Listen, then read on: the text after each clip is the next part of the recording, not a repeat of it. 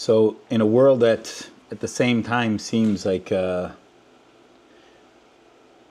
upside down, and then it seems like it's going in the same in a straight direction on some level at the same time. It's like there's two like cosmic realities that are interfacing with each other all the time.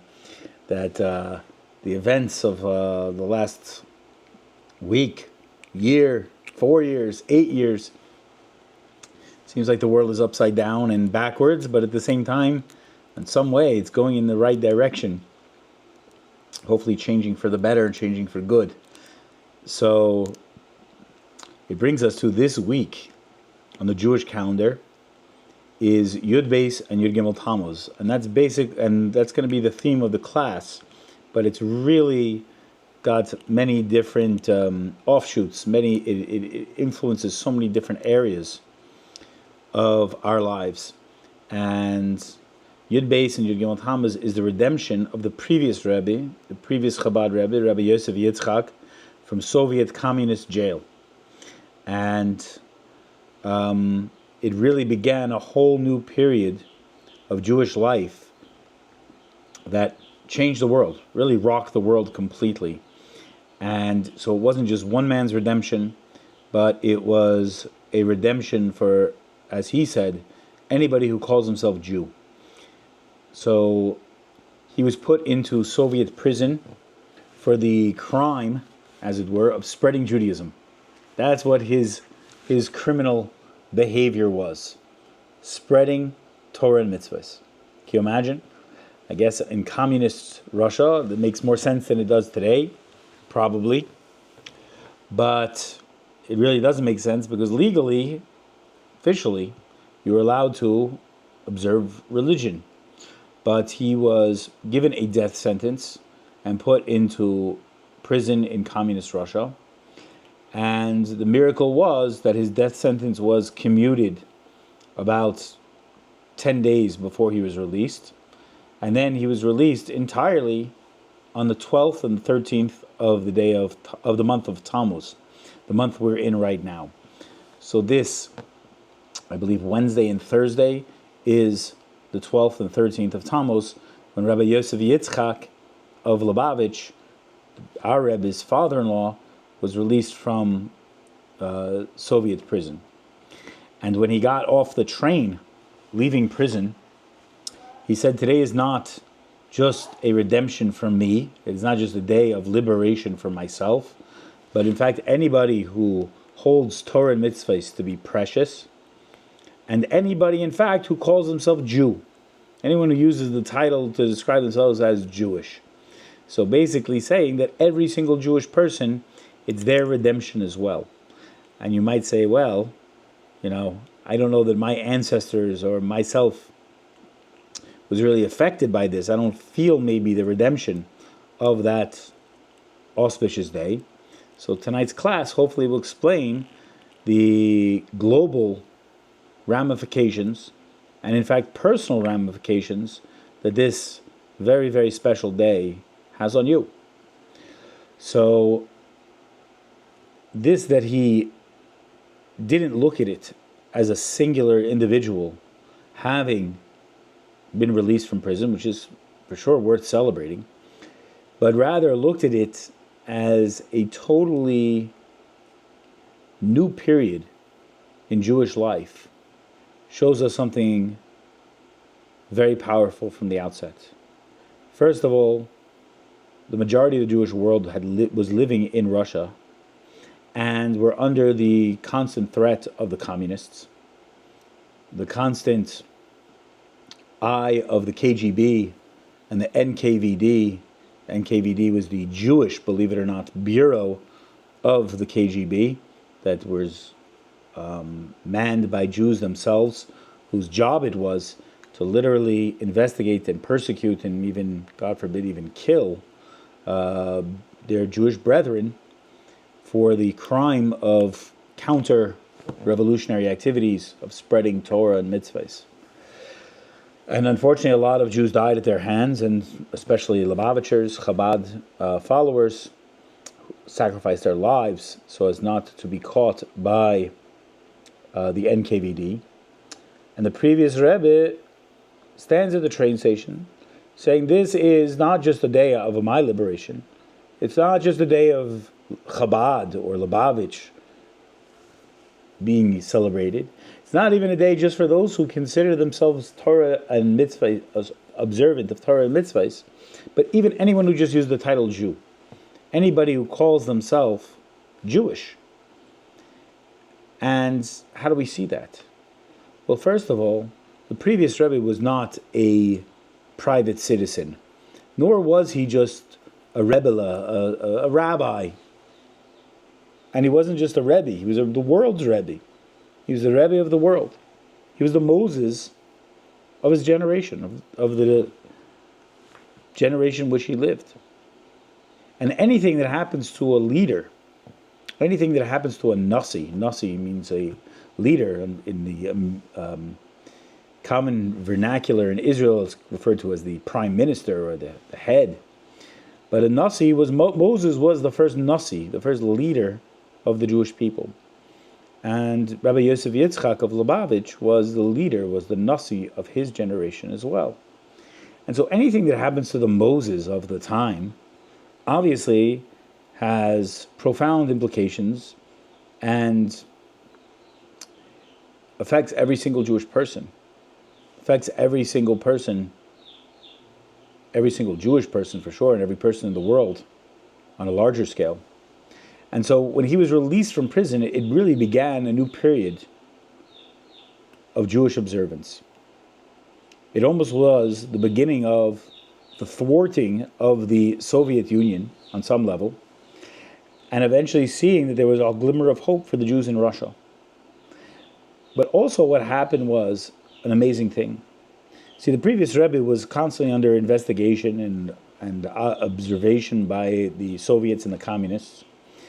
But also, once he was released from prison, it was kind of the implication that he should get out of Russia, even though he was ready to risk his life in completely actually experience death row, experience capital punishment, God forbid us, in order to sacrifice his life to spread Jewish life, to spread Yiddishkeit. He was commanded to leave, and that he did. He left Russia, and he moved out of the Soviet Union, traveled to other countries in Europe. I'm going to give you the short version. There's a wonderful book called Heroic Struggle, which is worth reading, Rabbi Metzger, and it has the documentation and the historical documents and information and all the logistics of how the previous Rebbe left and which politicians were involved in different administrations in the United States and in Russia, etc., all over Europe. But eventually he made his way to Poland and even through Nazi-occupied Germany.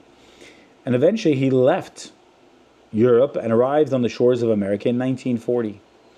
There's even a video of him taking the oath of citizenship. You can see it on YouTube. And it's actually colorized. And you can see in 1940, him taking the oath of American citizenship in 770 Eastern Parkway, Chabad headquarters, famous location of Chabad Central. And when he got here, he said an amazing thing. He said, America is nicht anders. America is no different. America is no different than Europe. Meaning that we're going to set up here in America yeshivas, Jewish schools, shuls, synagogues, kosher food, mikvahs, all the trappings of Jewish community life, and with all the stringencies and beautification that were done in Europe will be carried over to here in America. And people thought that's crazy because in America we know it was a 6-day work week. Keeping Shabbos really wasn't on the agenda. Glatt kosher food, hard to come by. You didn't see people walking around with a beard and a yarmulke, let alone a black hat or a shtreimel even. And it was thought that America, you assimilate. You become part of the ethnic salad or the melting pot of America. And he said no. America loves diversity. America loves people who are different. America has freedom of religion. And we're going to make Jewish life thrive here in America as well. And so when this all was set into motion, when he was released from prison on this week's the anniversary of Yud Beis and Yud Gimmel Tammuz, the 12th and 13th of Tammuz. And when he came to America, he originally set up shop in New York. And he set up shop in Crown Heights, Brooklyn, and purchased 770. But before he even got off the boat, there's a very famous, there's actually a video of him.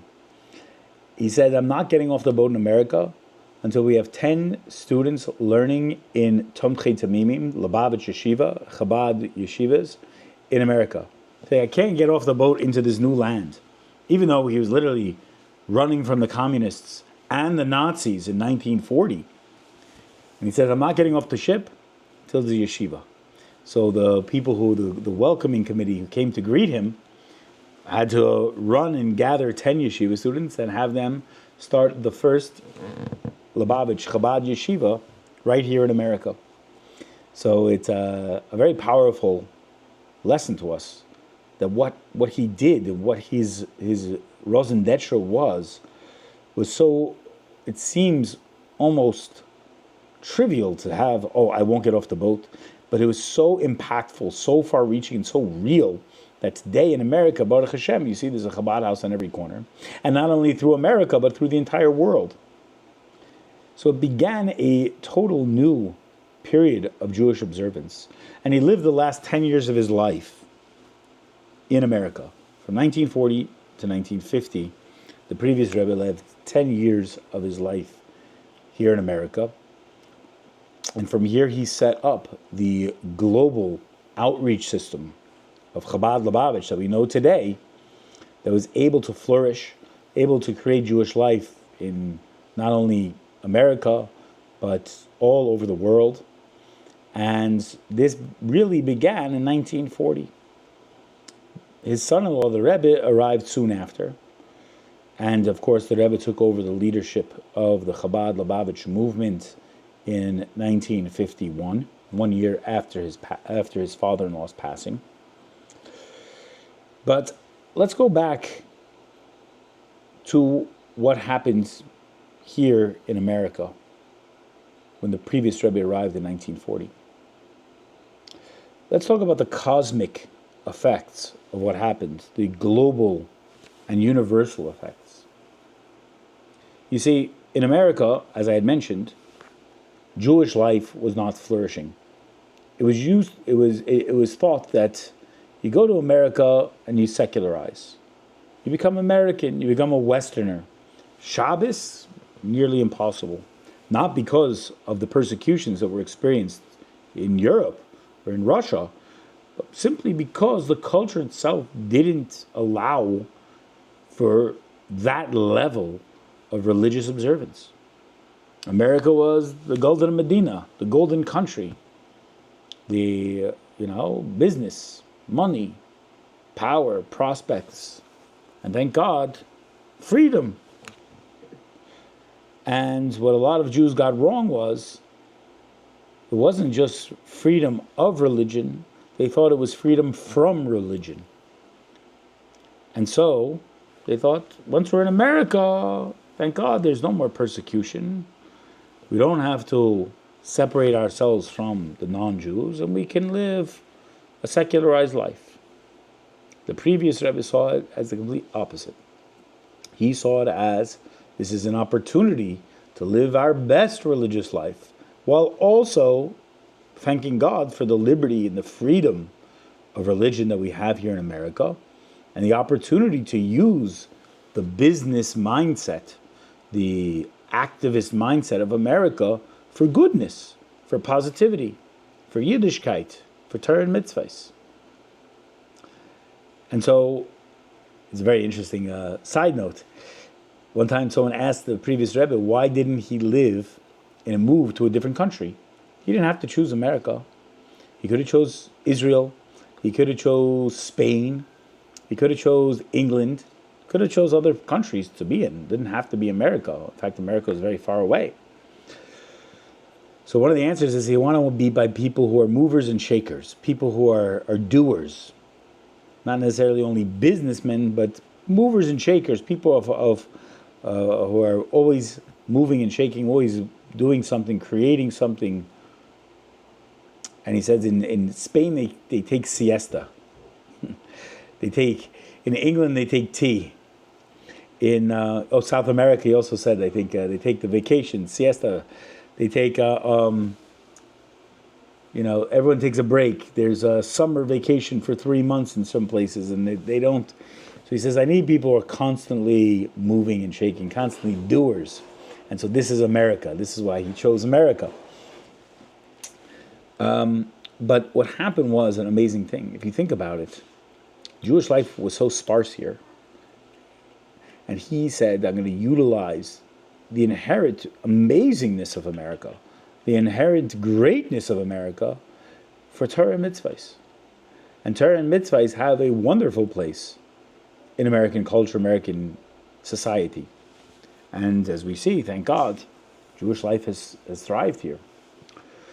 But cosmically, what happened was interesting, because if you think about it, the Torah was given in the Eastern Hemisphere. And Jewish life, and in fact, civilized life for the most part until, the 1400s and 1500s, civilized life for the most part was relegated to the Eastern Hemisphere. And the Torah was given on Mount Sinai in the Middle East, in the desert, to the Jewish people, and it impacted the entire world, all occurring in the Eastern Hemisphere. In fact, in the Torah, oftentimes it's referred to as the top of the world. And the Western Hemisphere is referred to as the bottom of the world. And believe it or not, as Jews, we never thought the world was flat. The Talmud says the world is round for over 2,000 years. And we know from the Torah itself, the Torah tells us that the world is round. Unlike Western civilization and other civilizations and cultures, flat earthers as they're called today, we never had this problem. In Judaism, we always knew the world was like a ball. It was a round, or sometimes like an apple. And the world was always round. And we never thought otherwise. So we thought that civilization took place on the top of the world. Torah was given on Mount Sinai on the top of the world. And the bottom of the world was not uninhabitable, but was a not civilized place. And the Torah's effect was not felt there yet. That is until 1940, when the previous Rebbe came to America. So the Torah being given in the Eastern Hemisphere, it was considered the top of the world. It had God's energy there. There was revelations of Hashem. There were Jews keeping Shabbos, kosher, putting tefillin, lighting Shabbat candles, doing the mitzvahs, learning Torah. The Talmud originated from there. All the commentaries of the rabbis originated from there. All the mysticism, the laws, everything originated from the Eastern Hemisphere. The Torah was clearly given there, and its impact was felt. You have Jews of the Middle East, you have Jews of Europe, you have Jews of Northern Africa, Jews of as far as Asia, you have Jews all over the Eastern Hemisphere. But yet it hadn't reached the Western Hemisphere, hadn't reached America yet. And so, people got a question. Maybe the Torah should be relegated to the top of the world, to the Eastern Hemisphere. And going to America, Torah is not the place. It can't be. Torah's impact maybe isn't going to be felt there. Of course, to observe, but to whatever degree. But really? So once the previous Rebbe came to America in 1940, a powerful change took place.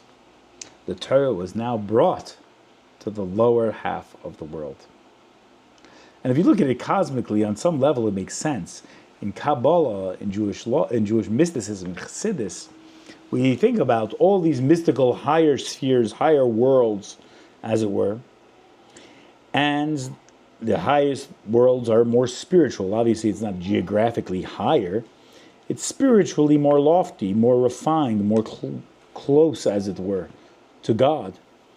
And then as God filters, sort of say, downward in this chain of infinite gradations, down and down and down, and he hides himself with the ultimate hiddenness from our world.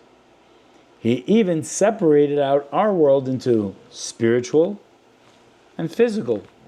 Our world is a world of action.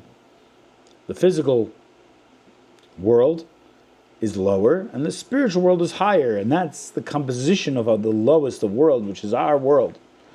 Most of our world is 99% material, and we have a 1% feeling of spirituality or higher mindedness, sort of say.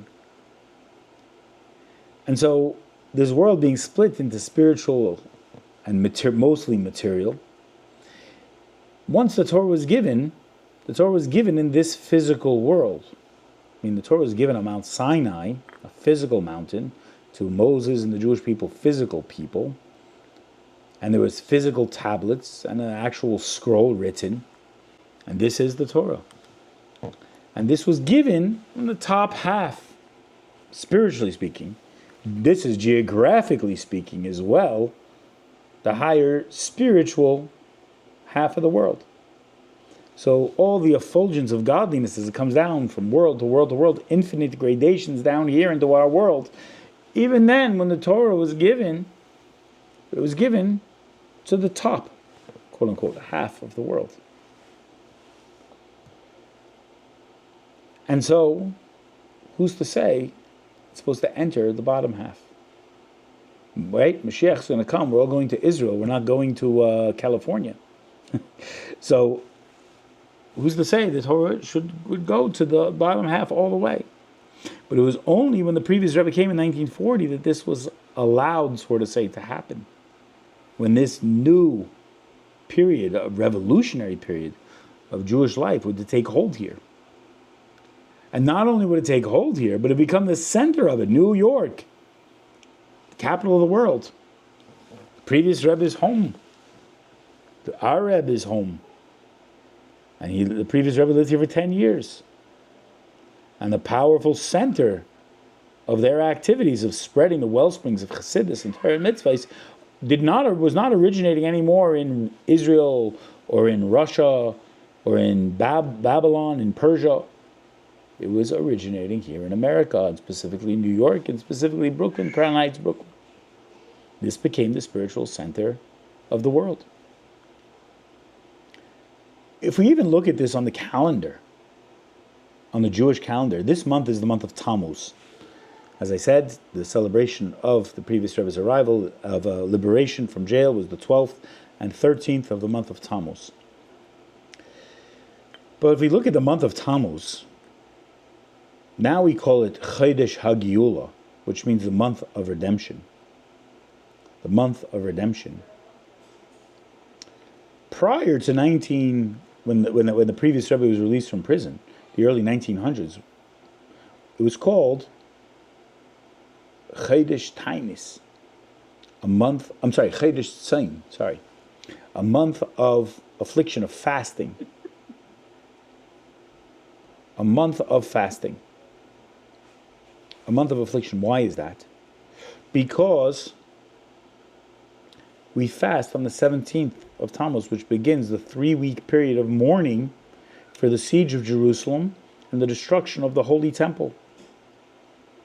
The 3-week period of mourning begins with a fast on the 17th of Tammuz, and it ends with a full day fast on Tisha B'Av, which commemorates the destruction of the first and second holy temples in Jerusalem.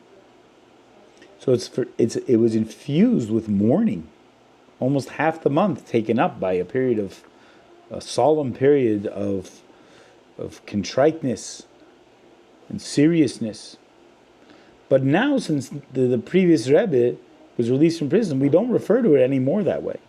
We refer to it as the month of redemption, not a month of fasting or affliction or contriteness. It became a month of redemption, a complete transformation of the way we viewed this month before. Similar to how we look at the Western Hemisphere as now no longer a place void as a desert, arid place of Torah and Mitzvahs, but now it's been transformed to a place of Torah and Mitzvahs, and not only a place of it, became the source for the spreading forth of the light of Yiddishkeit, of Chassidus, of the wellsprings that bring the wellspring that give life to all of us, spiritually and materially in our lives, originate here. Complete transformation, and not only a transformation, but now it became the source itself. If we look at it, it's very interesting also, because last month was actually the month the Torah was given. The Torah was given in the month of Sivan, the previous month to Tammuz. That was the third month of the lunar calendar, right? The lunar calendar begins in Nisan. Then we have the month of Iyar, and then we have the month of Sivan, which the Torah was given on the 6th of the month of Sivan.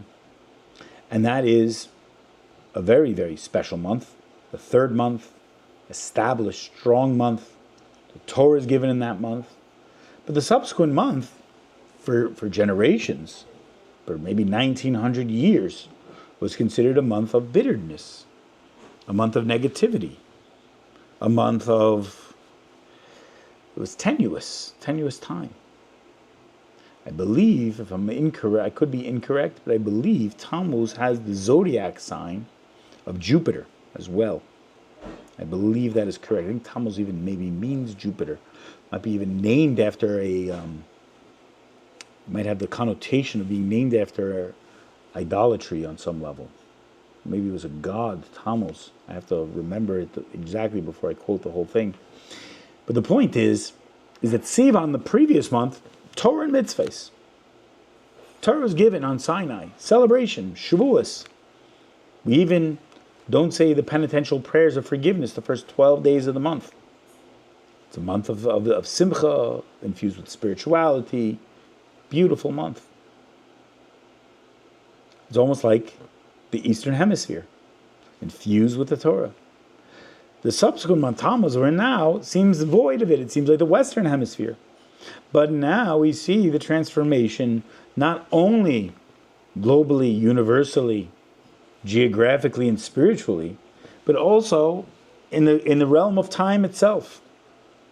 Not only in the realm of space, how spirituality impacts the spatial realities of this hemisphere, but actually how it affects the Zman, the time continuum of the Jewish calendar itself, and recurs each and every year and gets stronger in its power, its positivity every single year. So we see that this day, the previous Rebbe was released from prison and began the almost emigration of spirituality to the Western Hemisphere as a tremendously powerful cosmic experience that actually impacts time and space. The Rebbe has a teaching from 1989 that this is based on, and he goes into the depth of how Torah and Mitzvahs has impacted the entire world at this point. There's a famous prophecy of the Baal Shem Tov. The Rebbe doesn't quote it openly, but he uses the line from it, so I'll recount the prophecy itself. One year on Rosh Hashanah, the Baal Shem Tov's soul soared up to the highest levels it had ever been in. He writes this himself in a letter to his brother-in-law.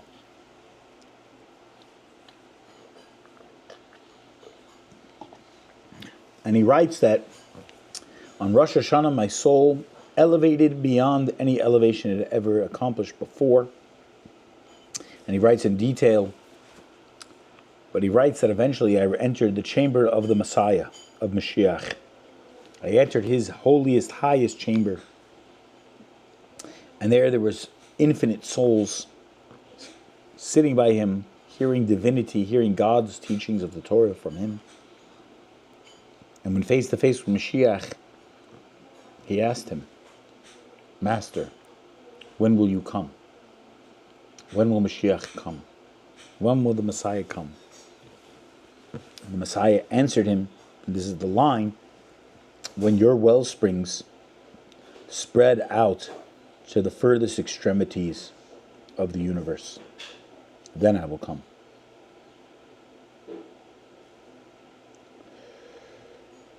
It's very powerful. This is almost, one could say, as the mission statement, the Rosen Detra of Chabad, Lubavitch, of the Rebbe, and all the Rebbes of Chabad, dating back to the first Hasidic Rebbe, the Baal Shem Tov himself. And that's why you find the Chabad in every corner of the world. That's why you find the Chabad yeshiva, a Chabad house, a shul, in every corner of the world. And you have so many Baruch Hashem emissaries, like myself, my wife, my family, willing to set up shop in places that are not Torah observant, in order to bring the well springs of Chassidus, of the teachings of the Baal Shem Tov, to love every single Jew, to say Baruch Hashem, to bring the teachings of Chassidus and Jewish mysticism, spirituality, to the furthest reaches of the globe.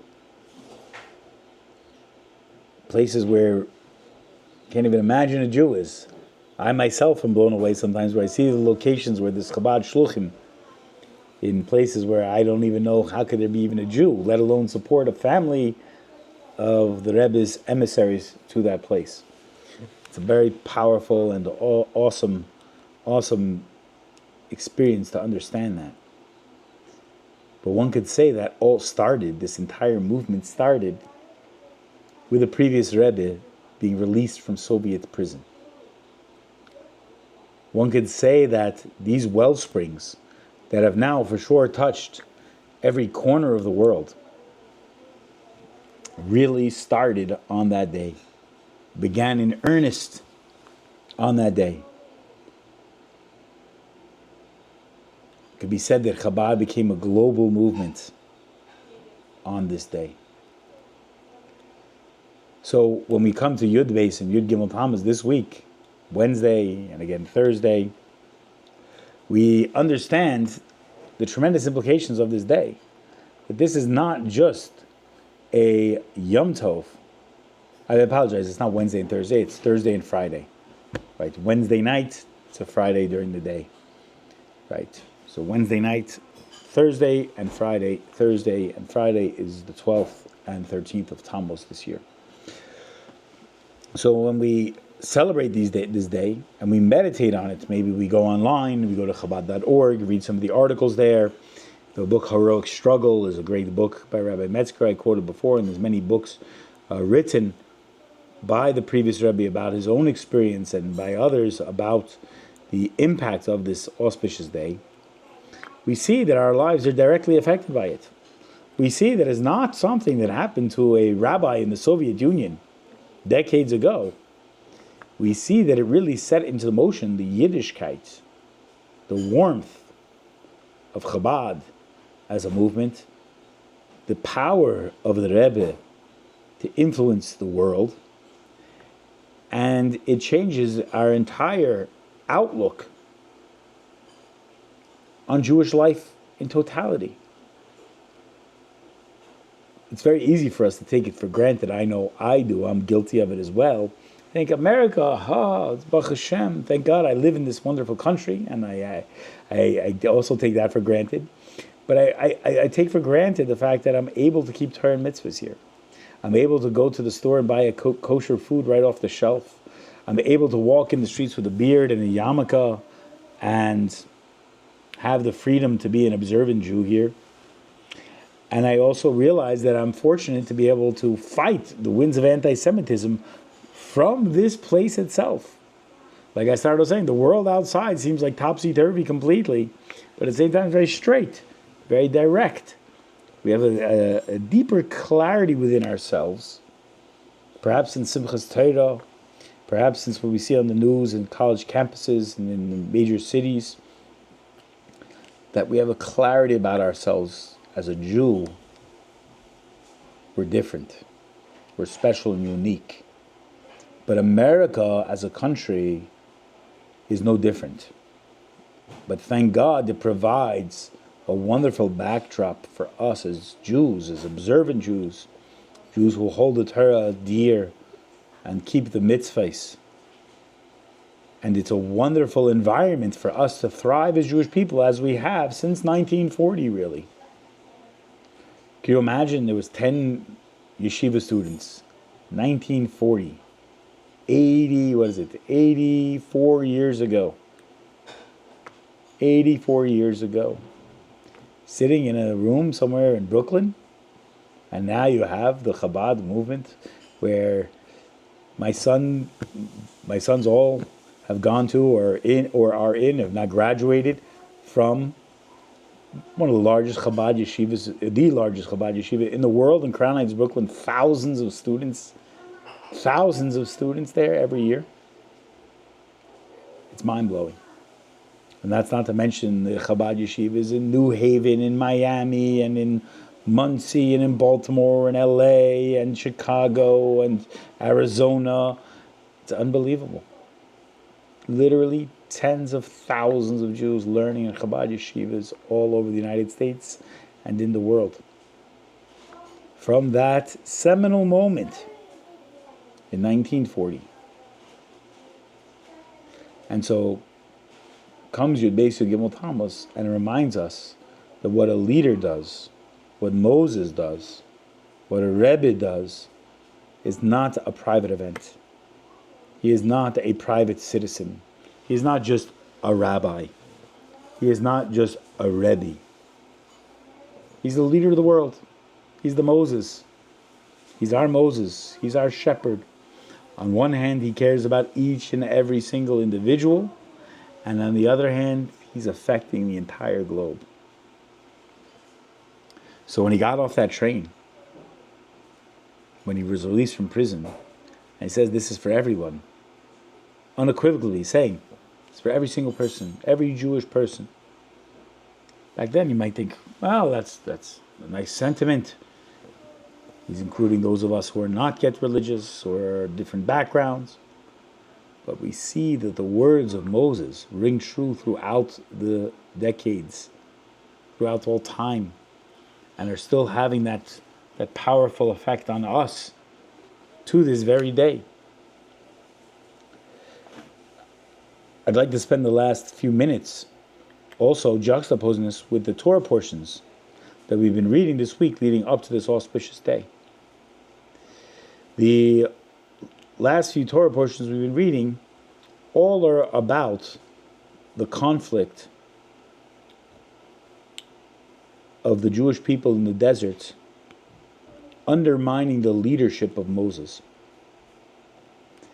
And even so, each one of those conflicts lead us to a deeper appreciation of who Moses is and who Moses is in our generation as the Rebbe, giving us that inference of understanding what it means to be connected to the Moses of our generation by understanding the conflict of the first Moses, the first Redeemer of the Jewish people. And that culminates with this week's Parsha, which is extremely powerful, because in this week's Parsha we have many of the prophecies of Mashiach himself. And who do those prophecies come from? They come from a non-Jewish prophet. Believe it or not, there was a non-Jew who had prophecy. And in this week's Parsha we hear about Bilam, a non-Jewish man, of prophecy that approached Moses, it says. His prophecy was almost commensurate on the level with Moses. And he had the opportunity to do good with it. And the reason why Rashi says that God gave prophecy to this man is so the non-Jews would not be able to say, we never had our Moses moment. We had an authentic prophet.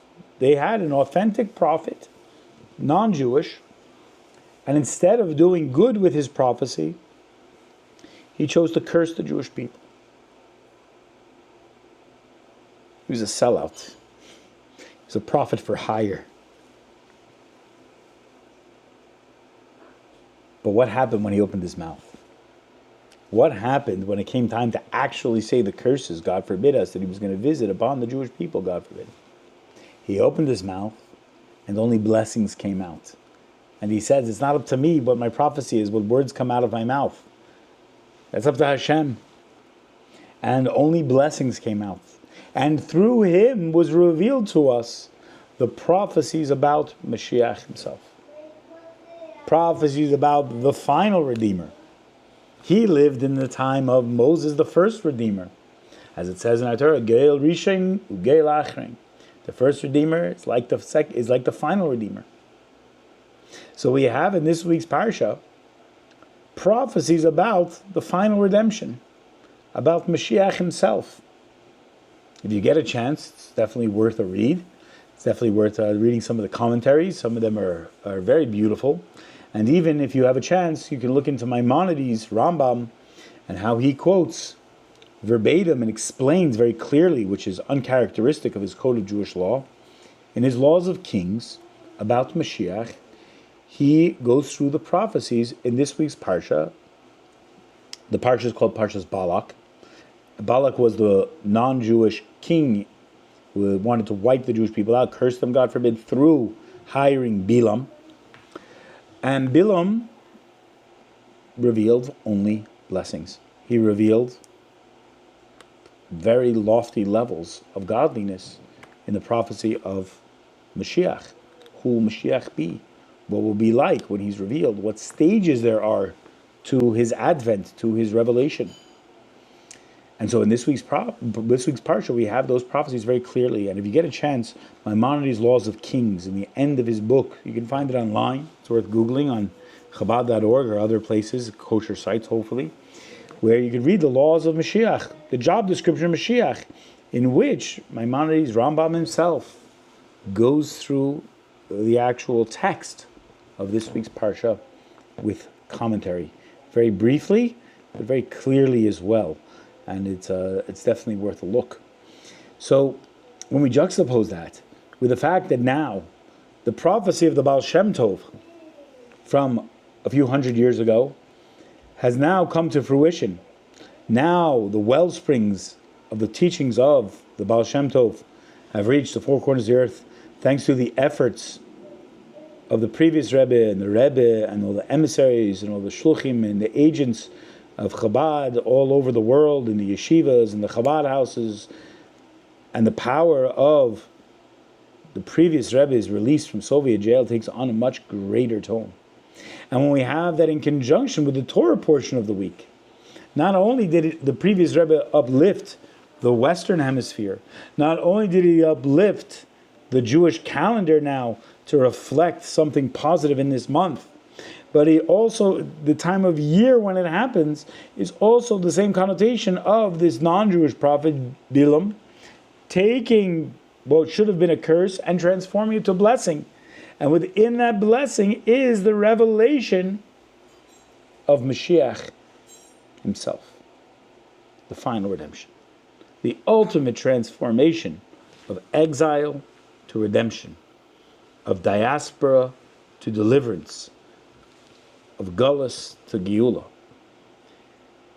and taking that transformation of darkness to light. And we're seeing a world out there right now, again, that seems upside down and backwards, yet we know very clearly our direct path is towards Mashiach. We see very clearly our role in this. It's very hard for a Jew to have a convoluted idea of what it means to be a Jew in this world we find ourselves today. And with that clarity, hopefully he reveals the ultimate clarity, and that is the revelation of Mashiach. Because each one of us is part of it. We have the microcosm of Mashiach in our neshama, and we have the macrocosm of the global redemption that will happen through the coming of Mashiach now. So may we all use the day of Yud Beis and Yud Gimmel Tammuz this coming Wednesday night, Thursday and Friday for acts of goodness and kindness, to recommit ourselves to learning Torah and doing mitzvahs, and especially in the way of Chassidus, of the previous Rebbe, and with his inspiration and motivation and leading the charge of transforming the global reality to one of peace, of prosperity, of goodness and kindness, with the revelation of Mashiach now. We should all be part of it and witness it even before we get to Wednesday night. and God willing, we'll celebrate in our holy land, united as one people with one God and one Torah and one safe land. Thank you so much for tuning in. Have a great Yom Tov, and Mashiach now.